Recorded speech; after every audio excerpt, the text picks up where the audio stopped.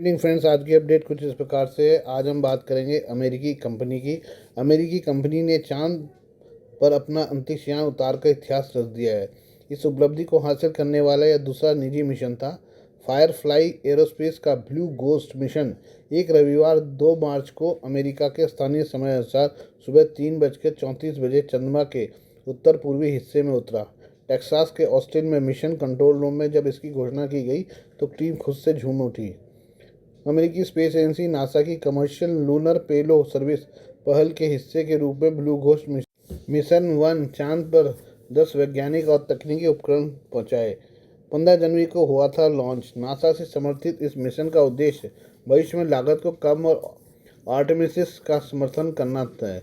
America के महत्वपूर्ण आर्टेमिसिस कार्यक्रम को अंतरिक्ष यात्रियों को चंद्रमा पर वापस लाने के लिए डिज़ाइन किया गया है। लगभग एक दरियाई घोड़े के आकार का यह लैंडर इसी साल 15 जनवरी को स्पेस एक्स फॉल्कन 9 रॉकेट पर लॉन्च किया गया था, जिसने रास्ते में पृथ्वी और चंद्रमा के आश्चर्यजनक दृश्य लिए थे। चंद्रमा पर लैंड करने के बाद ब्लू घोस्ट ने चांद की सतह से ली गई अपनी पहली तस्वीर भेजी है, जो ज़बरदस्त है। फायरफ्लाई एरोस्पेस द्वारा पहली सोशल मीडिया पोस्ट में कहा गया कि स्नैपशॉट में ब्लू घोस्ट की सभी खूबियाँ समाहित हैं।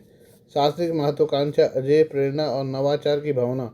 कंपनी ने कहा है कि यह तस्वीर उस टीम की कड़ी मेहनत और समर्पण का प्रमाण है जिसने चंद्रमा पर इस अग्नि मिशन को बनाया है। इस सॉफ्ट लैंडिंग के साथ ही फायरफ्लाई दूसरी निजी कंपनी बन गई है जिसने चंद्रमा पर सॉफ्ट लैंडिंग की है। इसके पहले ह्यूस्टन स्थित इंट्यूटिव मिशंस ने पिछले साल ओडिसियस लैंडर ने सफल लैंडिंग कराई थी। इसके पहले भारत समेत 5 देश, सोवियत संघ, अमेरिका, चीन, भारत और जापान ही ऐसा कर पाए थे। पूर्ण चंद्र दिवस पृथ्वी के 14 दिन के दौरान संचालित करने के लिए डिज़ाइन किया गया ब्लू घोस्ट के 14 मार्च को पूर्ण ग्रहण की हाई क्वालिटी की तस्वीरों को कैप्चर करने की उम्मीद है, जब पृथ्वी चंद्रमा की स्थिति से सूर्य को ब्लॉक करती है। 16 मार्च को यह चंद्र सूर्यास्त को रिकॉर्ड करेगा। इस बात की जानकारी देगा कि सौर प्रभाव के तहत सतह से धूल कैसे उड़ती है। आइए हम बात करें विवेक रामास्वामी का कॉन्ट्रोवर्शियल इंटरव्यू। अमेरिका में राष्ट्रपति चुनाव में दावेदार रहे भारतवंशी विवेक रामास्वामी एक विवाद में फंस गए हैं। दरअसल उन्हें बीते दिनों नंगे पैर एक इंटरव्यू दिया जिसकी तस्वीरें और वीडियो सोशल मीडिया पर सामने आई हैं। अब इसे लेकर रामास्वामी को सोशल मीडिया पर ट्रोल किया जा रहा है।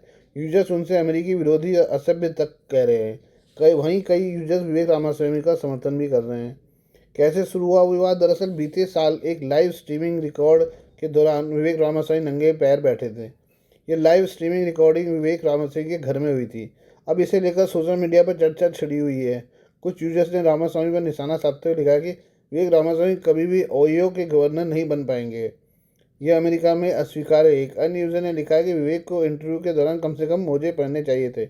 एक अन्य यूजर ने लिखा है कि विवेक रामास्वामी हमें शिक्षा पर भाषण देते हैं लेकिन खुद इस इंटरव्यू में नंगे पैर दिखाई दे रहे हैं। ये बेहद असभ्य है। हालांकि ऐसा नहीं है कि सभी लोग विवेक रामास्वामी की आलोचना कर रहे हैं। कई यूजर्स ऐसे भी हैं जिन्होंने विवेक रामास्वामी का समर्थन किया है। इन यूजर्स का कहना है कि दक्षिण और पूर्व एशिया में जहां भारत स्थित है वहां घर के अंदर जूते उतार कर रहना एक सामान्य बात है। एक यूज़र ने लिखा है कि करीब सभी भारतीय अपने घरों में नंगे पैर ही रहते हैं, इसमें कुछ भी गलत नहीं है, यह वहाँ की संस्कृति का हिस्सा है। मशहूर कमेंटेटर इयान माइल्स चेयोंग ने विवेक रामास्वामी का समर्थन किया और लिखा कि अपने ही घर में नंगे पैर रहना कैसे अमेरिकी विरोधी हो सकता है। जो लोग रामास्वामी की आलोचना कर रहे हैं वो शायद धारावाहिक देखकर बड़े हुए हैं जहाँ अपने बिस्तर में भी लोग जूते पहनते हैं।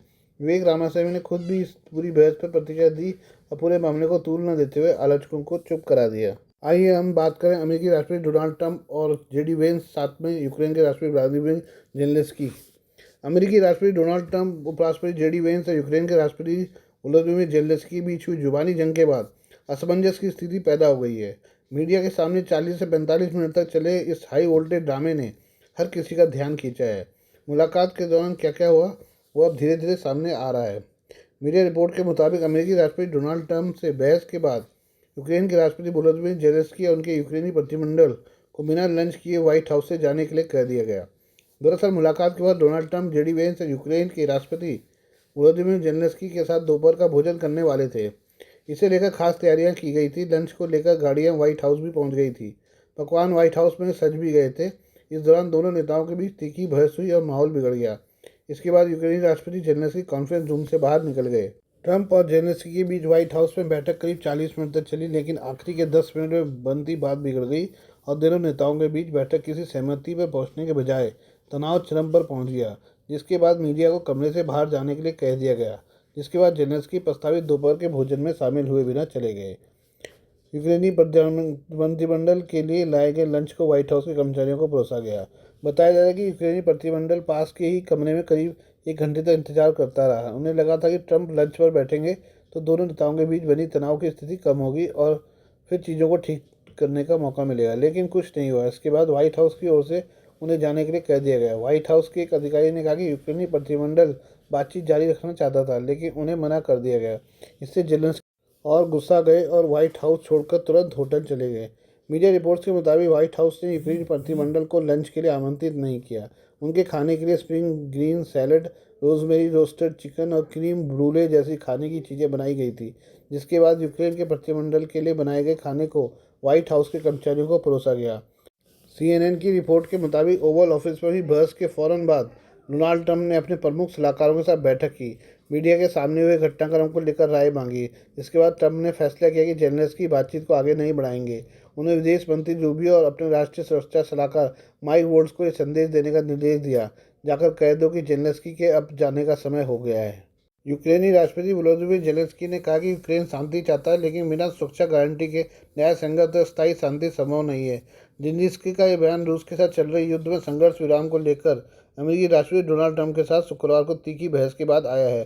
जेलेंस्की ने एक्स पर पोस्ट में रूस के खिलाफ युद्ध में अमेरिका के समर्थन के लिए आभार जताया है, लेकिन साथ ही अपने पक्ष में मजबूत अमेरिकी स्थिति का भी आग्रह किया। उन्होंने रूस को दुश्मन बताते हुए आशंका जताई कि वो फिर से संघर्ष विराम का उल्लंघन कर सकता है, जैसा कि रूस ने पिछले 10 वर्षों में 25 बार किया है। जेलेंस्की ने कहा, हम समर्थन के लिए अमेरिका के बहुत आभारी हैं। मैं राष्ट्रपति ट्रंप, कांग्रेस और अमेरिकी लोगों के द्विदलीय समर्थन के लिए उनका आभारी हूँ। यूक्रेन के लोगों ने हमेशा इस समर्थन की सराहना की है, खासकर आक्रमण के इन 3 वर्षों में। अमेरिका का समर्थन हमें जीवित रहने में मदद करने में महत्वपूर्ण रही है और मैं इसे स्वीकार करता हूँ। कठिन बातचीत के बावजूद हम रणनीतिक साझेदार बने हुए हैं। हमें अपने साझा लक्ष्यों को सही मायने में समझने के लिए एक दूसरे के साथ ईमानदार और सीधे होने की जरूरत है। उन्हें आगे कहा कि जैसा कि राष्ट्रपति रीगन ने एक बार कहा था, शांति का मतलब सिर्फ युद्ध का न होना नहीं है। हमें न्यायपूर्ण स्थायी शांति चाहिए, जिसमें स्वतंत्रता और मानवाधिकार शामिल हो। पुतिन के साथ युद्ध विराम काम नहीं करेगा। उन्होंने पिछले 10 वर्षों में 25 बार युद्ध विराम तोड़ा है। वास्तविक शांति ही एकमात्र समाधान है। राष्ट्रपति ट्रंप का समर्थन महत्वपूर्ण है। वह युद्ध समाप्त कराना चाहते हैं, लेकिन हमसे ज़्यादा कोई शांति नहीं चाहता। हम यूक्रेन में इस युद्ध क्यों जी रहे हैं? ये हमारी स्वतंत्रता, हमारे अस्तित्व की लड़ाई है। जेलेंस्की ने आगे कहा कि हम खनिज समझौते पर हस्ताक्षर करने के लिए तैयार हैं, जो यूक्रेन और अमेरिका के बीच विवाद की जड़ है। हालांकि उन्हें इस बात की गारंटी चाहिए कि अमेरिका यूक्रेन के पक्ष में है। सुरक्षा गारंटी के बिना युद्ध विराम यूक्रेन के लिए खतरनाक है। जेलेंस्की ने स्पष्ट किया कि रूस के खिलाफ ये लड़ाई उनकी स्वतंत्रता और अस्तित्व की है। जेलेंस्की ने कहा कि हर यूक्रेनी का जीवन महत्वपूर्ण है। रूस ने उनकी क्षेत्रीय अखंडता का उल्लंघन किया है। रूसी हमें मार रहे हैं। रूस दुश्मन है और यही सच्चाई है जिसका हम सामना कर रहे हैं। यूक्रेन शांति चाहता है, लेकिन यह एक न्यायपूर्ण और स्थायी शांति होनी चाहिए। इसके लिए हमें बातचीत की मेज पर मजबूत होना चाहिए। जेलेंस्की ने जोर देकर कहा है कि ट्रंप के समर्थन के बिना यूक्रेन के लिए युद्ध में टिके रहना मुश्किल होगा, लेकिन उन्हें मजबूत बने रहने की जरूरत है। हम अपनी इच्छा शक्ति, अपनी स्वतंत्रता या अपने लोगों को नहीं खो सकते। Please do like, share and subscribe this channel of my news, views and analysis by Prakash.